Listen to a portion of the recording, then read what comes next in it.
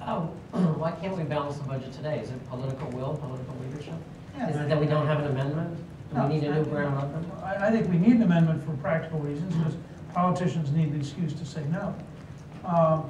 But popular. Politicians need an excuse to say no. Can you explain that a little bit? Yeah.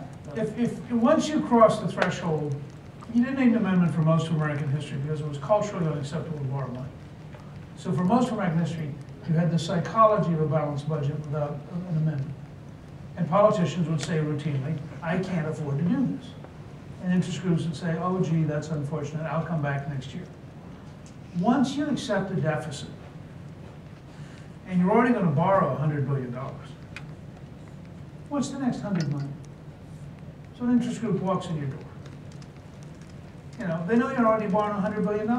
They're going, don't tell me you can't find the money. Find the money the same place you're finding the $100 billion. Float bonds. Now you're standing there as a politician.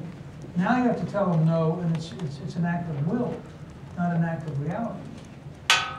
And they're going, you don't love me? I mean, you're borrowing money from these other guys, why don't you borrow money from me? And so here comes the next 100, and the next 100, and the next 100. Pretty soon you're borrowing $200 billion. And the interest groups all get greedier because, you know, last year I look what I got them to do, and why don't we go back and try for 20% more this year? We'll ask for 20, they'll give us 10, we'll feel cheated, but it'll be okay. And that's the model we've been on for the, for the last decade. If you have a balanced budget amendment, which is a device to reestablish a culture, say don't spend more than you take in. And by the way, I love what you did here in New Hampshire. I've been telling people all over the place. I love the idea you'd have the Ways and Means report first. Have them set the amount you're allowed to spend based on revenue. And then write the budget to the income, rather than trying to write the income to the budget. I mean, it's really, it's an insight of genius, I think, and changes the whole dynamic of how you write a budget. And I hope it'll spread across the whole country. And we're going to take it to Washington. But I think that so I think the first goal to get back to a balanced budget is willpower. I mean, if you had a president who wanted to get to a balanced budget, we'd get to a balanced budget. We wouldn't, without a balanced budget amendment, without a sequester, without gimmicks or tricks, or if you have a president who's willing to... You have a president who's willing to use the full power of the presidency, which has to include vetoes. It has to include a willingness to really collide with the Congress. One of Bush's greatest mistakes was not vetoing the Republican Congress. You would feel comfortable vetoing your own party? Absolutely, because the constitutional balance doesn't say sell out when you're both belong to the same party. The president should exercise independent judgment. By the way, I think the Republican Congress should have investigated bad things in the Bush administration.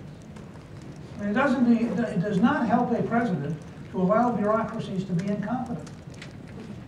And they had this deal where the House Republicans and the Senate Republicans wouldn't investigate and the president wouldn't veto. Well, that's a lose-lose.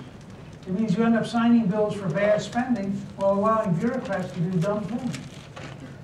And that's why the election of 2006 got so sour. The average American figured it out after and said, wait a second, if you want spending, you vote for Democrats, because they actually enjoy it.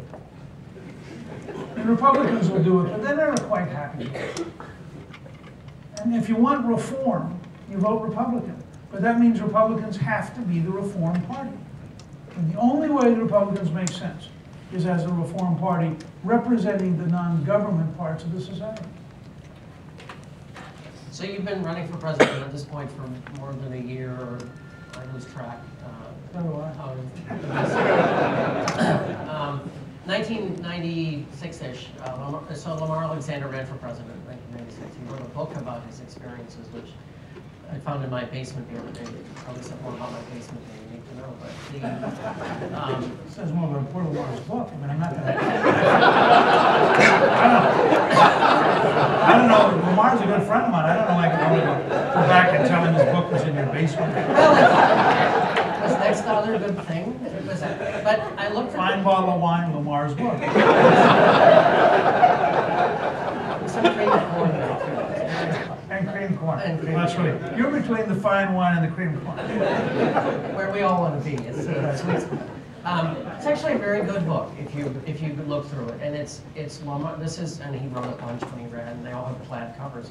But so this one is about that's a compliment. This one is about If you're from Tennessee. if you're from Tennessee, they learned if you were plaid mice. What he learned running for president that he didn't know the first time he ran. And it's obviously, going into the second round. He said, I went here and I learned this, and I went here and I learned this. So you've been running for president for a year, and a lot of what you learn and what you know is based on your experience in the corridors of power in Washington. But what have you learned on the campaign trail? What's changed you about the campaign trail? Or reinforced something you already thought? I think the biggest thing I'll give you two examples. One is the sheer scale of the country. That when we helped organize 350 congressional campaigns in 1994, and it was the most elaborate legislative campaign in history. And we designed the contract with America. We got everybody signed up for it. It was a pretty big, complex project. It was tiny compared to a presidential campaign. And there are so many parallel moving parts in a presidential campaign, and so many different things you have to think about simultaneously. And it is in fact good training to be president, because you have to work your way through everything from being in a very small town in New Hampshire or Iowa or South Carolina to doing a national television show, to raising some money, and figuring out whether or not you're getting on ballots. We had one mistake where we did not get on the Virginia ballot. And then you're looking at 50 states plus all the territories. I had our election attorney said to me 2 days ago, he now knows more about Puerto Rican election law than he ever intended to, because he had to get on the ballot in Puerto Rico. So you go through all of that. And in that sense, I'm really impressed with the complexity and the intricacy of America. Now, this is really an amazing country. And I've always known it sort of having run around the country giving speeches as a candidate and then later on for other reasons. But to be out there, we just finished 24 cities in Iowa, for example, in 1 week in a bus. And it was just astonishing all the different things that you see. I think we were over at Belknap at the Textile Museum, the old textile mill that was built in 1823 today. And it reminded me that 2 days ago, I was in a agribition building, which is a term for a rural museum of tractors.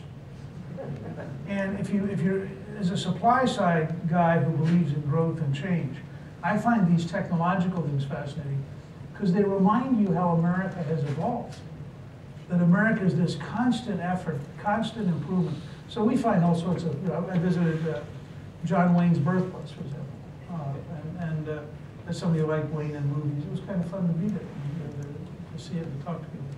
The other thing which Costa commented on when we were getting ready to leave Iowa, she'd gone to college at Luther College in Decorah, and she's from western Wisconsin.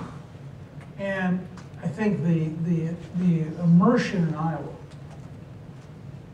really got to her emotion as we got ready to leave, because you suddenly realize you really like this country, and you really like the people. And so you suddenly go, wow, here's this very intense period leading up to the caucus, and the caucus is over, bye-bye.